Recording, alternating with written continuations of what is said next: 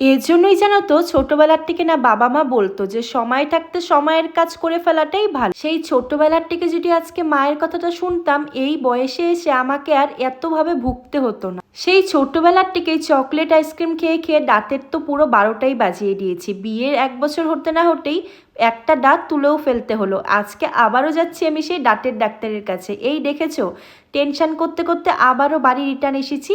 আমি তো স্লিপটাই নিয়ে যাইনি, আর এটা ছাড়া তো ডাক্তার বুঝবেই না। আজ না টানা কয়েকদিন হয়ে গেল আমি ঠিক মতো খেতেও পাচ্ছি না, ঘুমোতেও পাচ্ছি না। আর এই গরমে তো ফ্রিতে ঘাম আছেই। বাড়ির সামনে একটু হেঁটে এসতেই টোটো পেয়ে গেলাম। টোটো থেকে প্রায় 2 মিনিট দেখো চলেও এসছি ডাক্তারের বাড়িতে। দাঁতের যন্ত্রণা যে কি যন্ত্রণা এখন বুঝতে পারছি। সত্যি বাবা মার কথা যদি আগে থেকে শুনতাম যে প্রতিদিন রাতে খাবার খেয়ে দাঁতটা ব্রাশ করে রাখলে, আজ হয়তো আমাকে এত কম বয়সে এত পরিমাণ ভুগতে হতো না।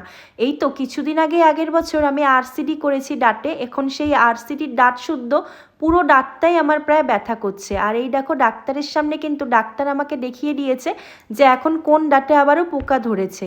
আসলে টেনশনটা হচ্ছে আমি আর দাঁত তুলতে চাচ্ছি না, কিন্তু কি এমনইভাবে এই দাঁতটি উঠেছে, একে নাকি আবার আক্কেল দাঁত বলে। আর এই দাঁতটি নাকি তোলা ছাড়া কোনো উপায় নেই।